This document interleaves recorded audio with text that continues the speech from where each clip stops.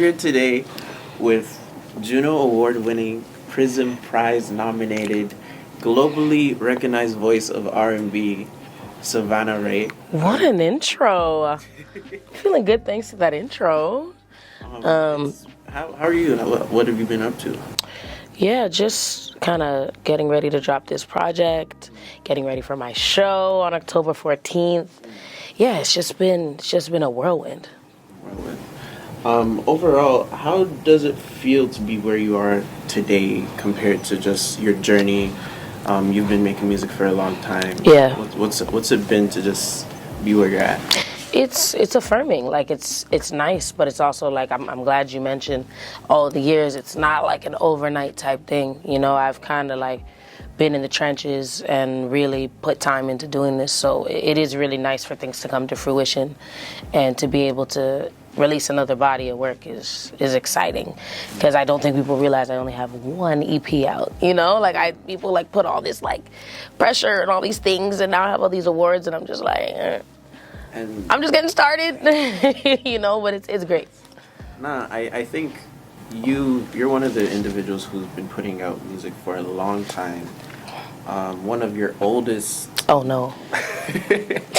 One of your oldest bodies of work, I think, Paranormal. Oh, my, here we go. This is now a decade old. And it is with one of your music peers, Sean Leon, which both of you guys are killing it in the game. Mm-hmm. Tell us more about the 10,000 hours plus that you guys have put in. Yeah, oh my gosh, he was in that music video. I am so embarrassed. Honestly, that song was one of the first songs I ever wrote, like in its entirety, and performed. And yeah, like that, wow, you guys digging up skeletons. I love it. No, yeah, that was like the start of, you know, Sean and I's friendship as well. And I'm so proud of him and everything that he's doing right now, and it's so deserved. And, you know, we have been collaborators for a long time as well. We've had other songs out, Debts and Vendettas, and he was in the video for Paranormal, and it's just a testament to, you know, it's gonna sound corny, but you just have to keep going. Like, we both just never gave up. And our stories, to me, are just beginning, you know? No, I feel you on that. The process and the whole creative process of you and your music, you have works from, like, the relationship tape. Uh-huh. That is early. Wow, y'all, I don't know what I'm looking at, but y'all gotta go dig that up. Because, holy crow, the relation tape, I burnt it from the archives, so if you find it.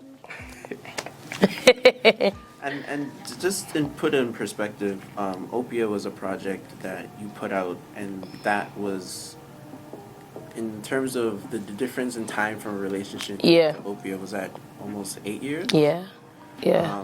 What was it like just during that journey to create Opia, compared to like just how much time has passed? I feel like the way mixtapes differ from albums is like you're able to like try things.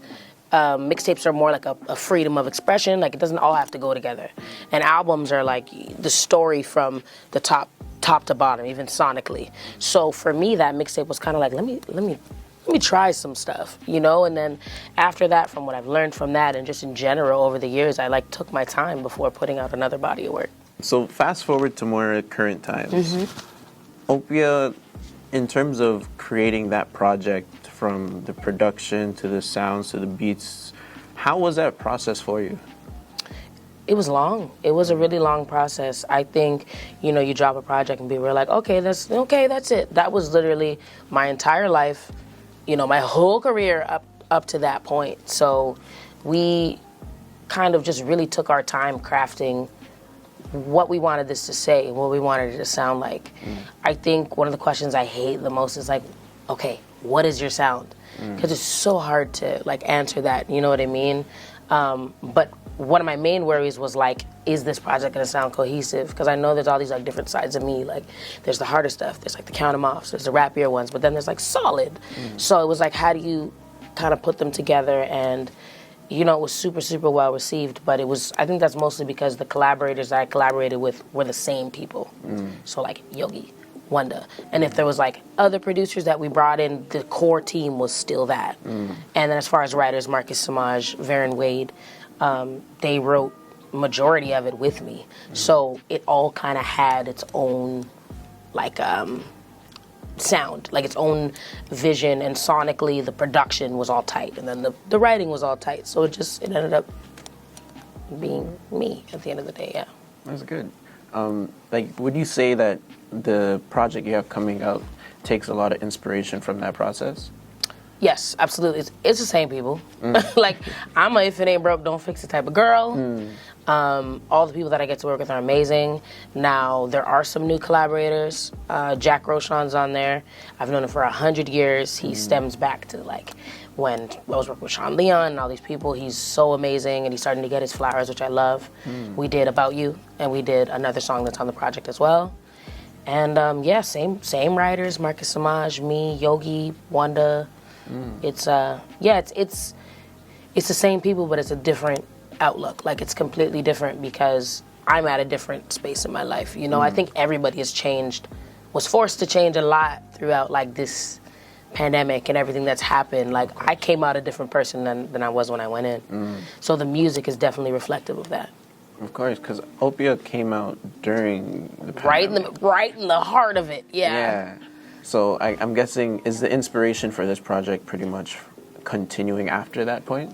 Yeah, exactly. It's like Opia was more like a diary entry. It was all the personal stuff. It was my growth, like the journey of growth.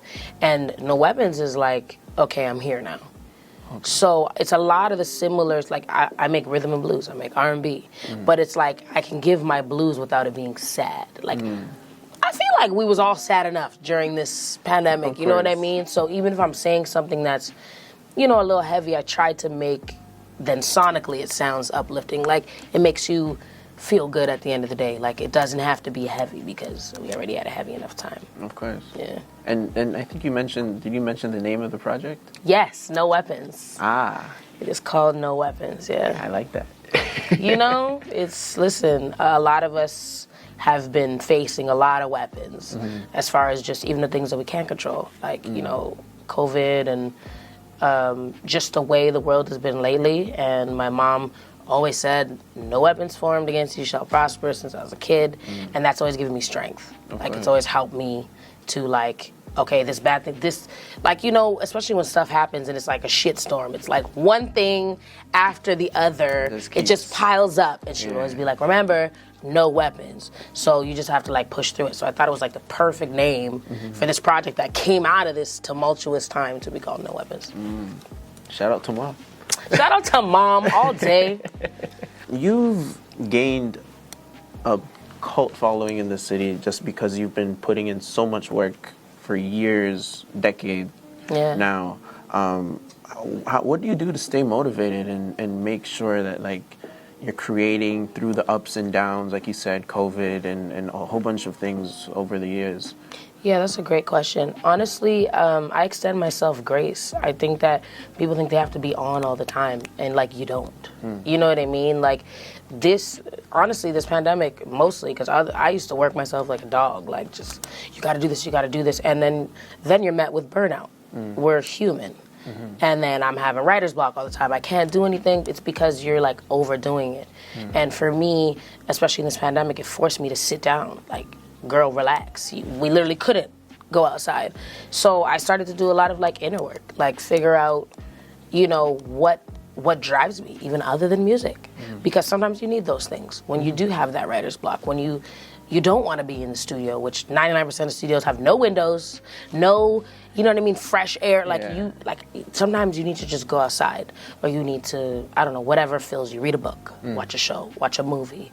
And for me, that was new space, because I'm so used to, like, but it left me with such a, like, new perspective and sort of rejuvenated to the point where I feel like I could make better music.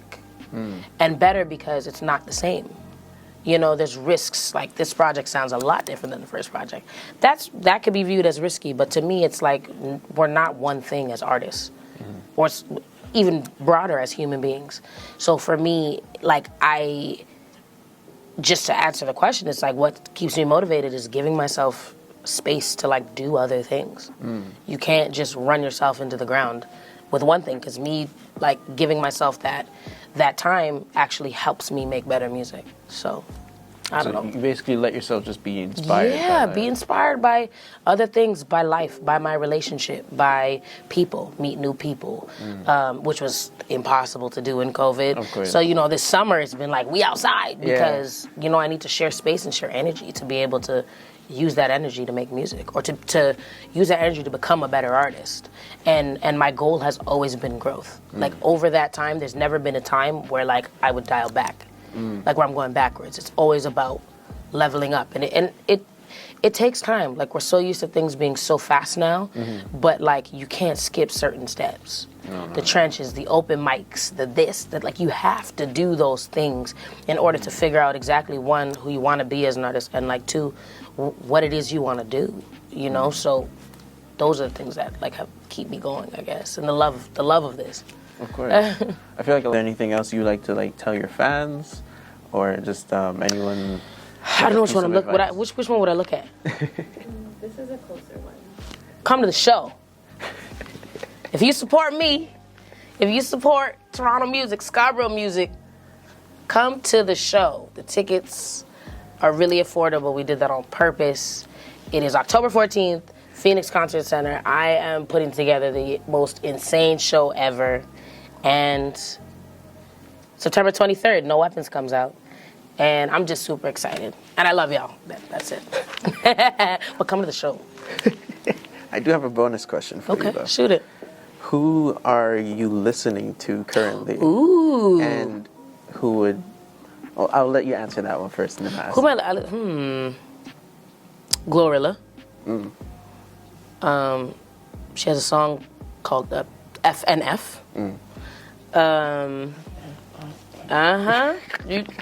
know that track. Can't say none of the lyrics on here, but who else am I listening to? Nonso, love him. I don't know how to say his last name. Amandi, I believe. Amadi, amazing.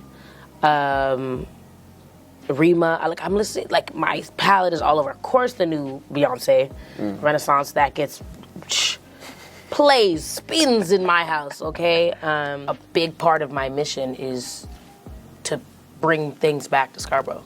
Like I want to do as much as I can as an artist, so I have the power to do all of these like crazy ideas I have. Because there's so much talent in Scarborough. There's so much talent in Toronto as a whole. But I remember just coming up, like I had to take 3 buses to go to the West End to record at Urban Arts and all these different places because we didn't have any in Scarborough. I think we had 2, and they would get shut down all the time. And I don't know if it was discriminatory, whatever the case may be, but it's like they didn't want to give Scarborough nice things.